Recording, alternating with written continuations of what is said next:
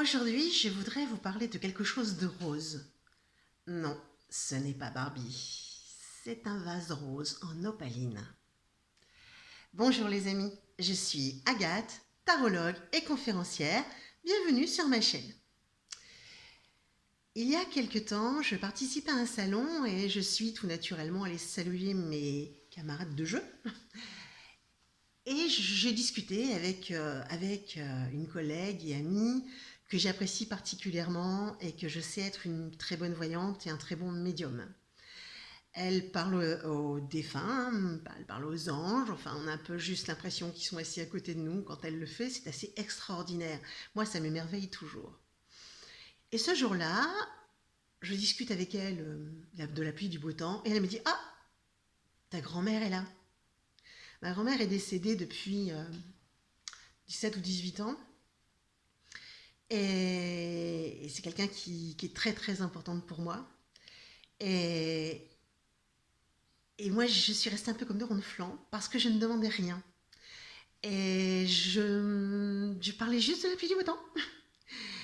Et j'étais un peu ennuyée avec ça parce que moi, je ne voulais pas la déranger, ma grand-mère.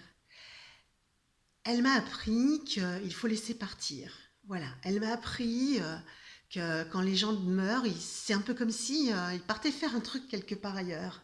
Souvent, je compare ça, vous savez, à nos enfants qu'on met dans le bus et qui partent en vacances scolaires ou en colo.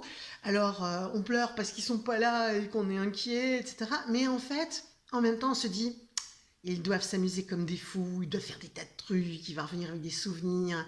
Donc, on va pas l'appeler tous les jours, on va le laisser s'amuser. Eh bien, pour moi, voyez-vous, c'est un peu la même chose. Parce que ma grand-mère m'a appris à se comporter comme ça et je vis très bien avec. Ça m'empêche pas d'être triste quand je perds des gens que j'aime.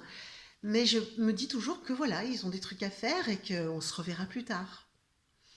Mais comment savoir si c'était bien ma grand-mère? Et face certainement à mon étonnement, mon ami me dit, bah, ta grand-mère dit qu'il y a une histoire de vase rose. Et là, ma réaction a été extraordinaire puisque j'ai fait « Mon Dieu, le vase rose !» C'est quoi ce vase rose? Eh bien, en fait, quand j'étais gamine, ma grand-mère avait quitté son entreprise et elle avait reçu en cadeau de départ un vase rose en opaline qui était très joli. Elle l'avait rangé sous un meuble bas, enfin c'est un meuble de couture plus exactement, et j'ai bousculé le meuble de couture et j'ai fait tomber le vase et le vase a explosé.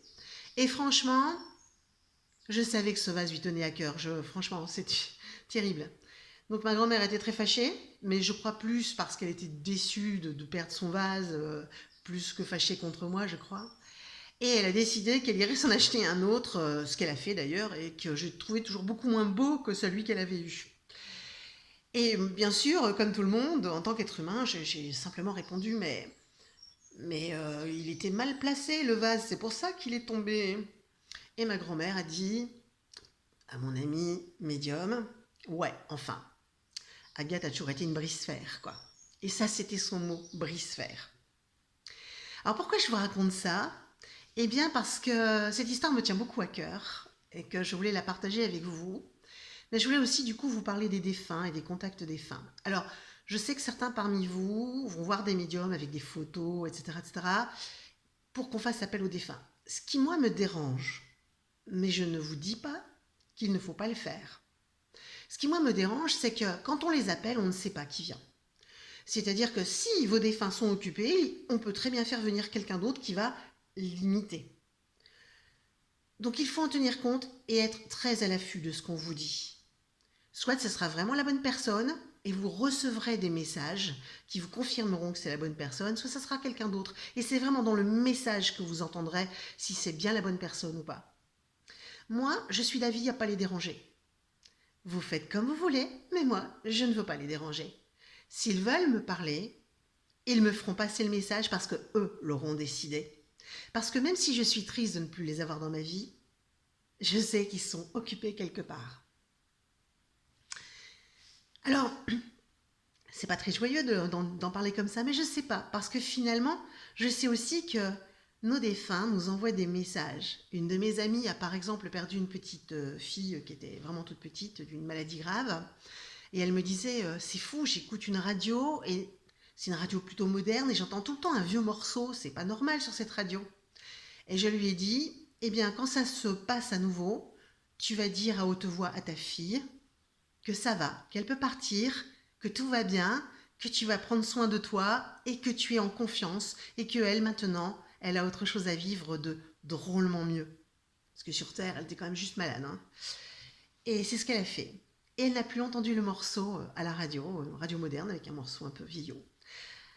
Alors, quand vous perdez quelqu'un, c'est triste pour vous, et vous êtes dans la souffrance et la douleur, et vous devez vivre ces fameuses phases de deuil dont je vous ai déjà parlé. Mais laissez-les partir. Dites-leur au revoir, tranquillement, quand vous êtes dans un endroit calme, où vous voulez, en tête-à-tête avec vous. Ils vous entendent. Et si vous êtes convaincu qu'ils sont bien, alors ils seront bien. Et vous gérerez ce deuil beaucoup mieux, beaucoup plus vite, parce que eux, ce qu'ils veulent finalement, c'est que, puisque vous êtes encore en vie, que vous avez la chance de vivre, bien qu'il faut en profiter pleinement. C'est ce qu'ils attendent de vous. Ne croyez pas qu'ils ne vous voient pas. Hein. Et s'ils ont un message à vous faire passer, eh bien ils le feront passer. Par la télé, par un truc sur lequel vous allez tomber, parce que quelqu'un viendra vous parler de quelque chose, peu importe. Mais ils viendront vous parler. Il faut juste être un peu vigilant et attentif. Et après, être dans la confiance. Même si ça n'enlève pas la tristesse. Mais c'est quand même bien rassurant de savoir qu'ils vont bien. Et qu'on n'a pas besoin d'aller les déranger. Sauf si eux veulent venir nous dire bonjour. Maintenant, c'est votre choix. Vous faites ce que vous voulez. J'ai partagé le mien avec vous. C'est quelque chose qui était très personnel. Et ça ne m'empêche pas de vous souhaiter d'excellentes vacances d'été. Personnellement, je ne pars pas en vacances, mais pendant un mois environ, je ne ferai plus de vidéos parce que j'ai besoin de souffler un peu, j'ai besoin de prendre le soleil comme tout le monde. Et on se retrouve à la rentrée, donc je pense dans la deuxième quinzaine du mois d'août. Et je vous aime, je vous embrasse, profitez bien de cet été. Et à bientôt, ça ne vous empêche pas de mettre des pouces bleus, de donner un petit avis, de vous abonner, de partager. Voilà, à bientôt!